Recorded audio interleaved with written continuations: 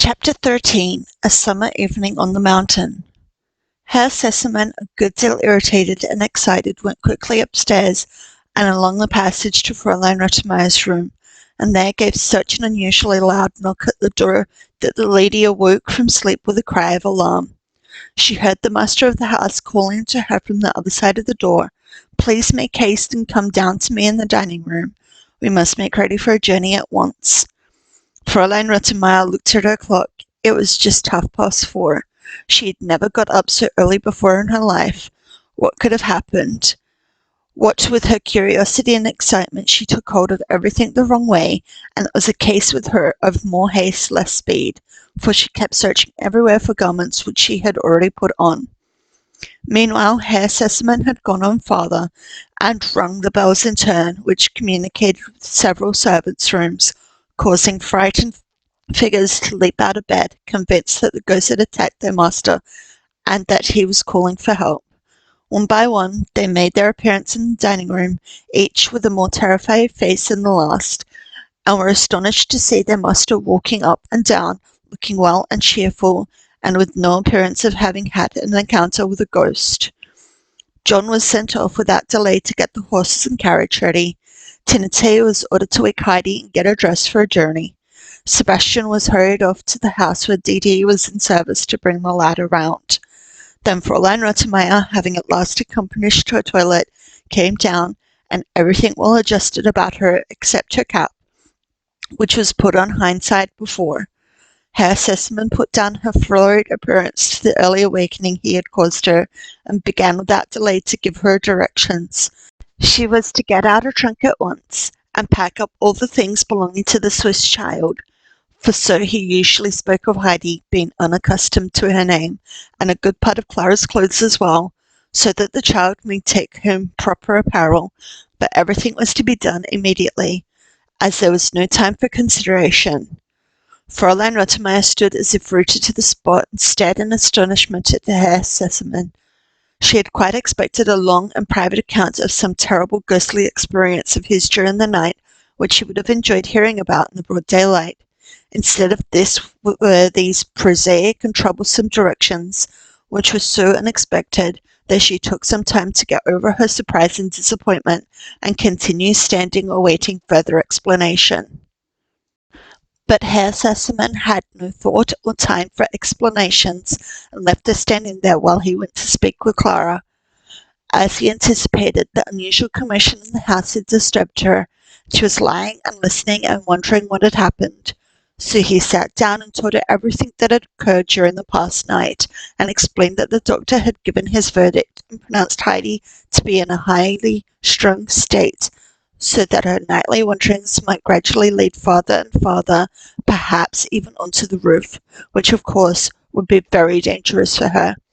And so they decided to send her home at once, as he did not like to take the responsibility of her remaining, and Clara would see for herself that it was the only thing to do. Clara was very much distressed, and at first made all kinds of suggestions for keeping Heidi with her, but her father was firm, and promised her, if she would be reasonable and make no further fuss, that he would take her to Switzerland next summer.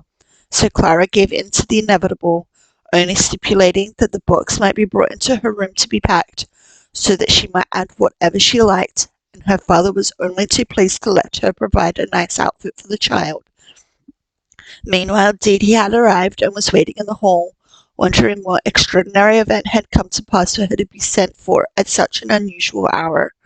Herr Sesemann informed her of the state Heidi was in, and that he wished her that very day to take her home.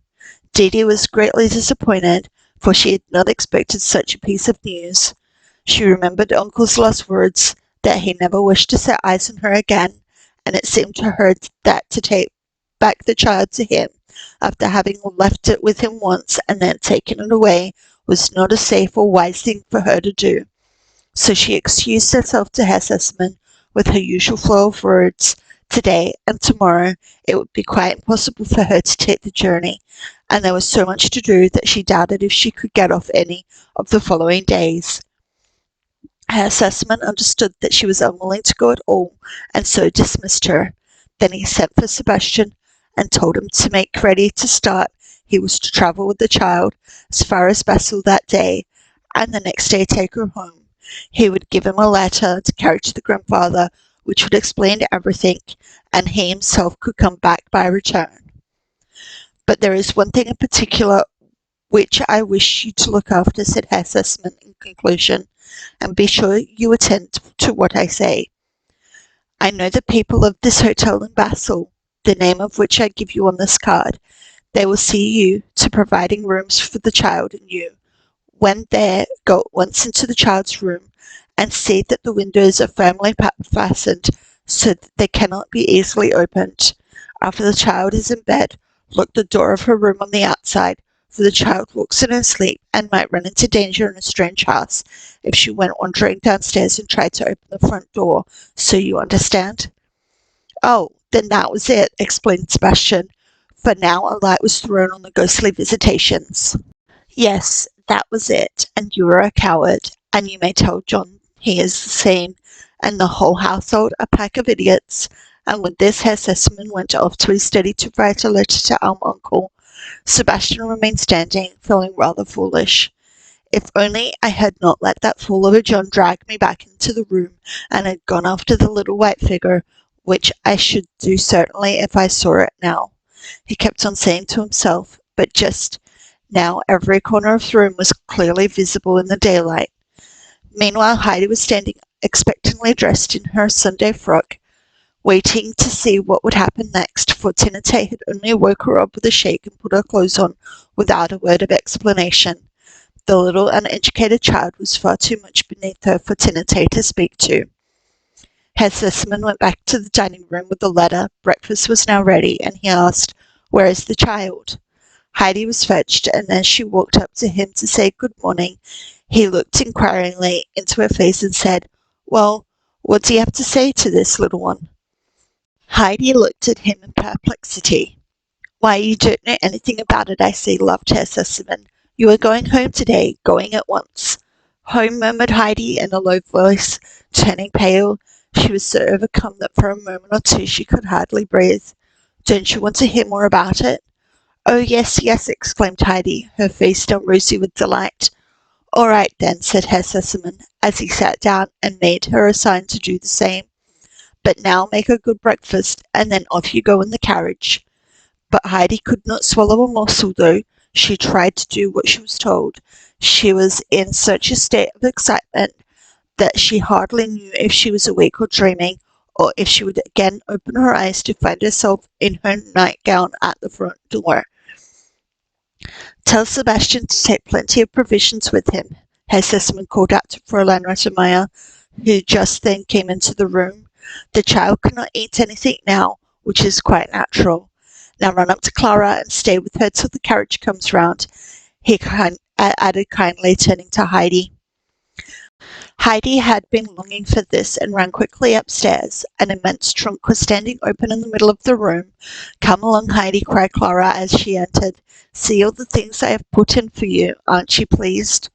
She ran over a list of things, dresses and aprons and handkerchiefs, and all kinds of working materials. "And look here," she added, as she triumphantly held up a basket. Heidi peeped in and jumped for joy, for inside it were 12 beautiful round white rolls, all for grandmother. In their delight, the children forgot that the time had come for them to separate, and when someone called out, "The carriage is here," there was no time for grieving. Heidi ran to her room to fetch her darling book.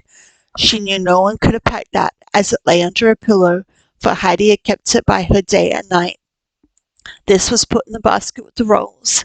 Then she opened her wardrobe to look for another treasure, which perhaps no one would have thought of packing, and she was right. The old red shawl had been left behind, Fräulein Rottenmeier not considering it worth putting in with the other things. Heidi wrapped it round something else, which she laid on the top of the basket, so that the red package was quite conspicuous. Then she put on her pretty hat and left the room. The children could not spend much time over their farewells, for Herr Sussman was waiting for Heidi in the carriage. Fräulein Rottenmeier was waiting at the top of the stairs to say good-bye to her.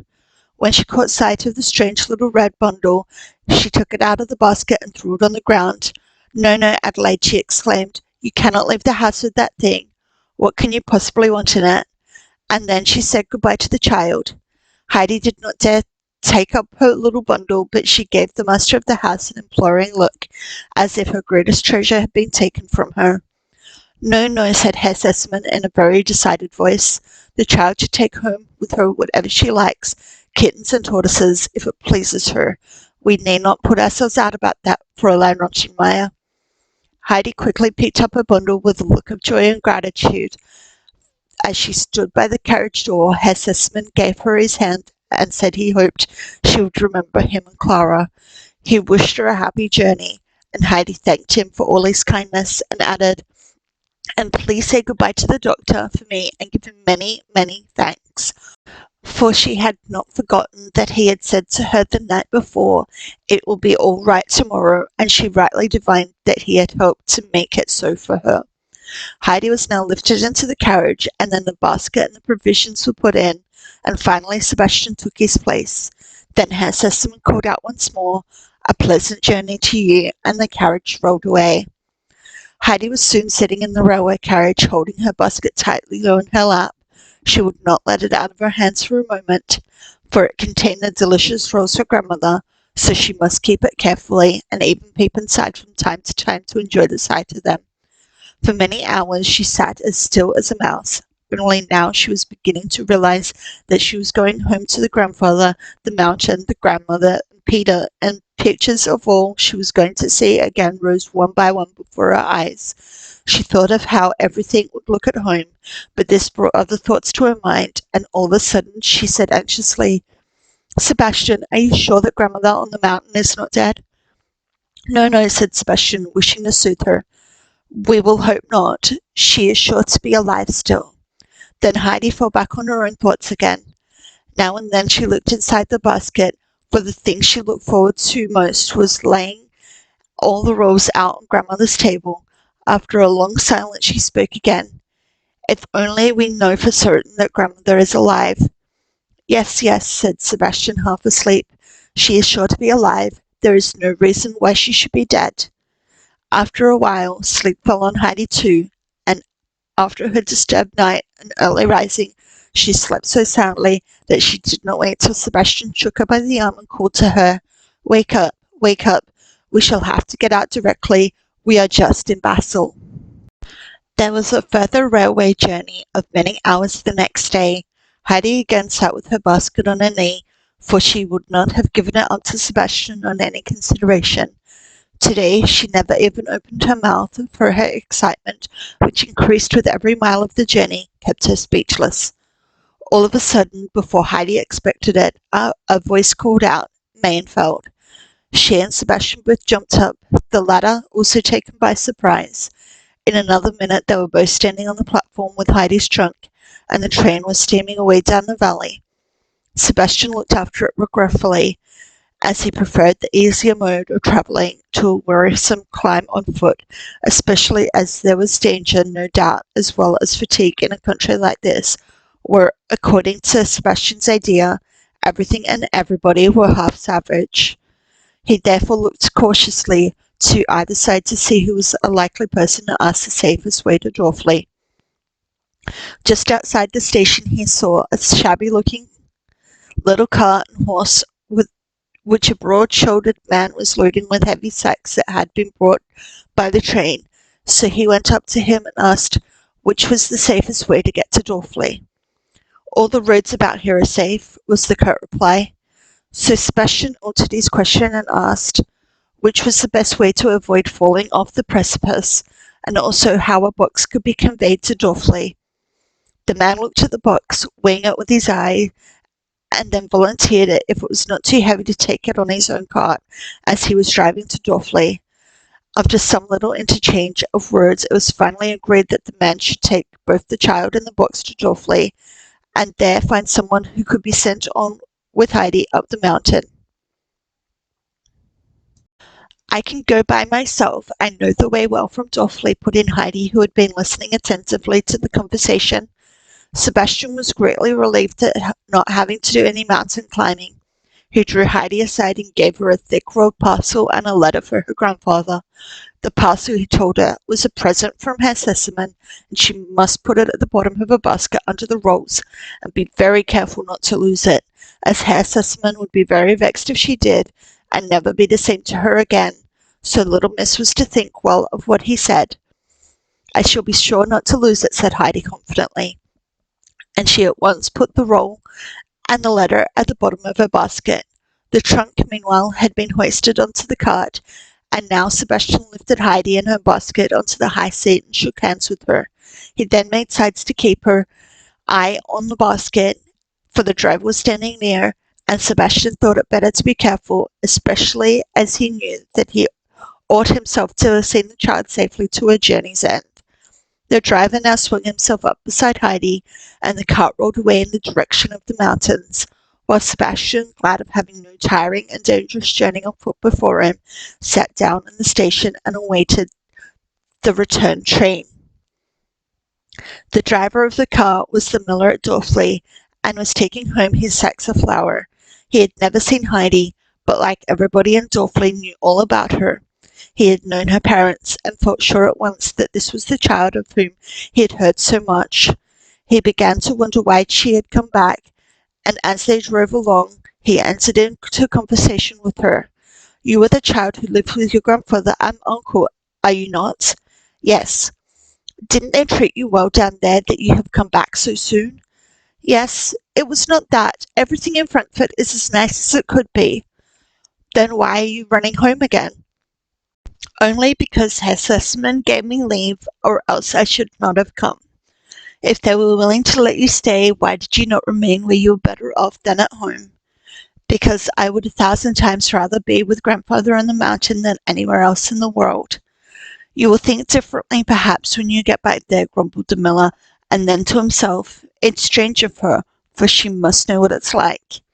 He began whistling and said no more, while Heidi looked around her and began to tremble with excitement, for she knew every tree along the way, and there overhead were the high jagged peaks of the mountain looking down on her like old friends, and Heidi nodded back to them and grew every moment more wild with her joy and longing, feeling as if she must jump down from the cart and run with all her might till she reached the top.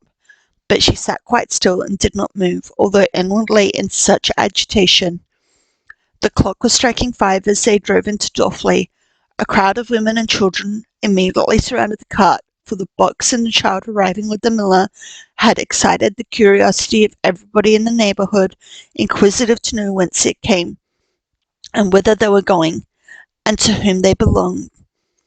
As the miller lifted Heidi down, she said hastily, Thank you. Grandfather was sent for the trunk, and was just going to run off, when first one and then another of the bystanders caught hold of her, each one having a different question to put to her. But Heidi pushed her way through them with such an expression of distress on her face that they were forced to let her go. You see, they said to one another, how frightened she is, and no wonder. And then they went on to talk of our uncle, how much worse he had grown the last year, never speaking a word and looking as if he would like to kill everybody he met. And if the child had anywhere else to go, she certainly wouldn't run back to the old dragon's den. But here the miller interrupted them, saying he knew more about it than they did, and began telling him how a kind gentleman had brought her to Maenfeld, and seen her off, and had given him his fare without any bargaining, and extra money for himself. What was more, the child had assured him that she had had everything she wanted where she had been, and that it was her own wish to return to her grandfather. This information caused great surprise and was soon repeated all over Dorfli, and that evening there was not a house in the place in which the astounding news was not discussed, of how Heidi had her own accord given up the luxurious home to return to her grandfather. Heidi climbed up the steep path from Dorfli as quickly as she could. She was obliged, however, to pause now and again to take breath, for the basket she carried was rather heavy, and the way got steeper as she drew nearer the top. One thought alone filled Heidi's mind. Would she find the grandmother sitting in her usual corner by the spinning wheel? Was she still alive? At last Heidi caught sight of the grandmother's house in the hollow of the mountain, and her heart began to beat. She ran faster and faster, and her heart beat louder and louder, and now she reached the house, but she trembled so She could hardly open the door, and then she was standing inside, unable in her breathlessness to utter a sound. "Ah, my God," cried a voice from the corner. "That was how my Heidi used to run in. If only I could have her with me once again. Who is there?" "It's I, grandmother," cried Heidi as she ran and flung herself on her knees beside the old woman, seizing her hands, clung to her, unable to speak for joy. And the grandmother herself could not say a word for some time, so unexpected was this happiness. But at last she put out her hand and stroked Heidi's curly hair, and said, "Yes, yes, that is her hair," and her voice, "Thank God that He has granted my prayer." And tears of joy fell from the blind eyes onto Heidi's hand. "Is it really you, Heidi? Have you really come back to me?" "Yes, grandmother, I am really here," answered Heidi in a reassuring voice. "Do not cry, for I have really come back, and I am never going away again, and I shall come down every day to see you, and you won't have any more hard bread to eat for some days, for look, look." And Heidi took the rolls from the basket and piled the whole 12 up on grandmother's lap. "Oh, child, child, what a blessing you bring with you," the old woman exclaimed as she felt and seemed never to come to the end of the rolls. "But you yourself are the greatest blessing, Heidi." And again she touched the child's hair and passed her hand over her hot cheeks and said, "Say something, child, that I may hear your voice." Then Heidi told her how unhappy she had been, thinking that the grandmother might die while she was away and would never have her white rolls, and that then she would never, never see her again. Peter's mother now came in and stood for a moment overcome with astonishment. "Why, it's Heidi," she exclaimed. "And yet can it be?" Heidi stood up, and Brigida now could not say enough in her admiration of the child's dress and appearance. She walked round her, exclaiming all the while, "Grandmother, if you could only see her, and see what a pretty frock she has on, you would hardly know her again. And the hat with the feather in it is yours too, I suppose. Put it on that I may see how you look in it." "No, I would rather not," replied Heidi firmly. "You can have it if you like. I do not want it. I have my own still." And Heidi, so saying, undid her red bundle and took out her own old hat, which had become a little more battered still during the journey. But this was no trouble to Heidi. She had not forgotten how her grandfather had called out to Didi that he never wished to see her or that hat and feathers again, and this was the reason she had so anxiously preserved her whole old hat, for she had never ceased to think about going home to her grandfather. But Brigida told her not to be so foolish as to give it away. She would not think of taking such a beautiful hat. If Heidi did not want to wear it, she might sell it to the schoolmaster's daughter in Dorfli and get a good deal of money for it. But Heidi stuck to her intention and hid the hat quietly in a corner behind the grandmother's chair. Then she took off her pretty dress and put her red shawl on over her under petticoat, which left her arms bare, and now she clasped the old woman's hand. "I must go home to grandfather," she said, "but tomorrow I shall come again. Good night, grandmother." "Yes, come again. Be sure you come again tomorrow," begged the grandmother, as she pressed Heidi's hands in hers, unwilling to let her go. "Why have you taken off that pretty dress?" asked Brigida. "Because I'd rather go home to grandfather as I am, or else perhaps he would not know me. You hardly did at first." Brigida went with her to the door, and there said in a rather mysterious voice, "You might have kept on your dress. He would have known you all right. But you must be careful, for Peter tells me that uncle is always now in a bad temper and never speaks." Heidi bid her good night and continued her way up the mountain, her basket on her arm. All round the steep green slopes shone bright in the evening sun, and soon the great gleaming snowfield up above came in sight. Heidi was obliged to keep on pausing to look behind her, for the higher peaks were behind her as she climbed. Suddenly a warm red glow fell on the grass at her feet. She looked back again. She had not remembered how splendid it was, nor seen anything to compare it to in her dreams. For there the two high mountain peaks rose into the air like two great flames. The whole snowfield had turned crimson, and rosy-coloured clouds floated in the sky above. The grass upon the mountain-sides had turned to gold, and the rocks were all aglow, and the whole valley was bathed in a golden mist.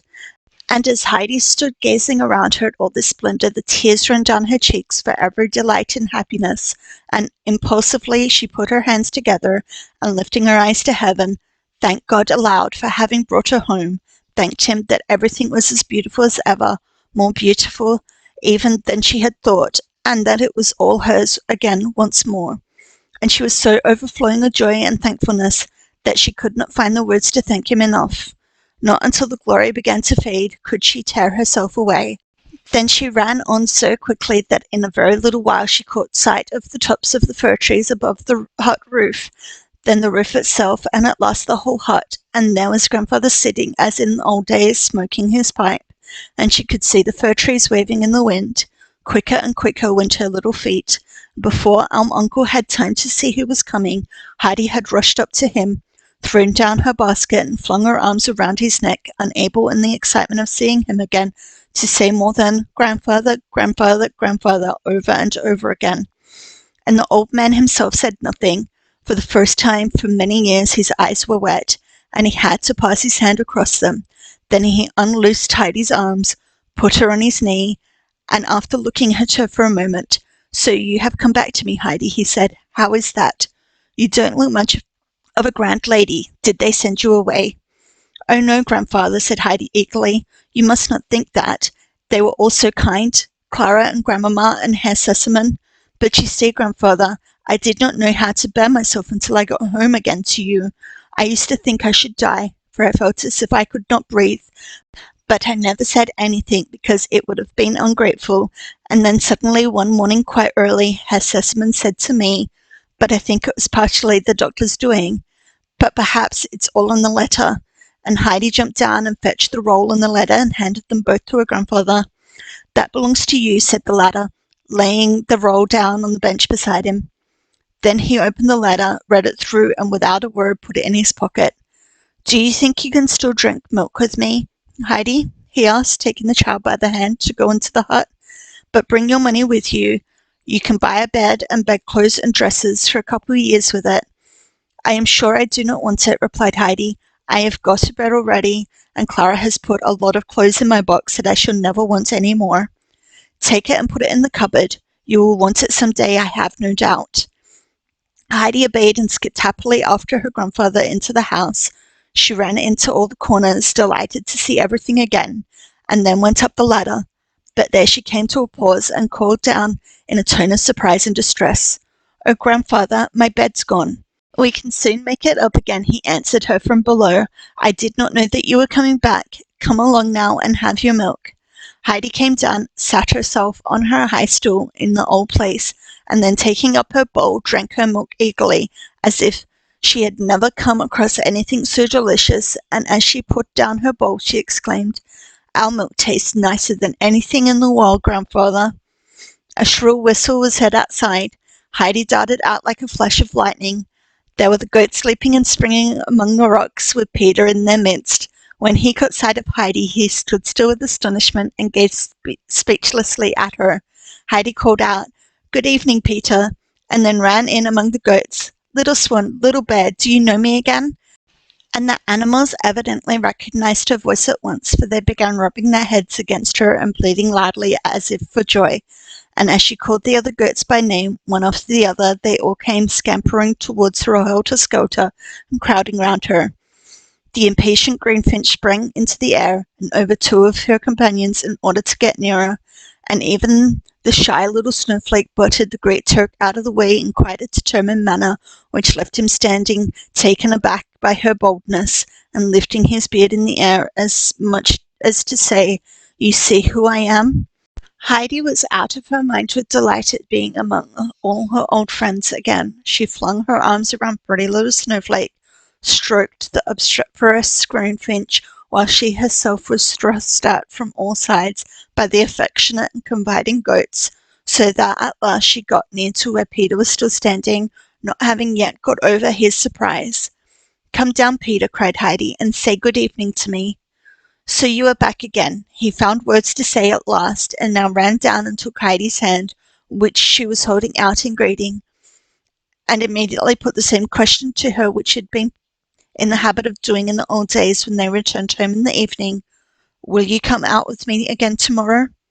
"Not tomorrow, but the day after perhaps, for tomorrow I must go down to grandmother." "I am glad you are back," said Peter. while his whole face beamed with pleasure, and then he prepared to go on with his goats. But he never had so much trouble with them before, for when at last by coaxing and threats he had got them all together, and Heidi had gone off with an arm over either head of her grandfather's too, the whole flock suddenly turned and ran after her. Heidi had to go inside the stall with her too and shut the door, or Peter would never have got home that night. When Heidi went indoors after this, she found her bed already made up for her. The hay had been piled high for it, and smelt deliciously, for it had only just been got in, and the grandfather had carefully spread and tucked in the clean sheets. It was with a happy heart that Heidi lay down in it that night, and her sleep was sounder than it had been for a whole year past. The grandfather got up at least 10 times during the night and mounted the ladder to see if Heidi was all right and showing no signs of restlessness, and to feel that the hay he had stuffed into the round window was keeping the moon from shining too brightly upon her. But Heidi did not stir. She had no need now to wander about, for the great burning longing of her heart was satisfied. She had seen the high mountains and rocks alight in the evening glow. She had heard the wind in the fir trees.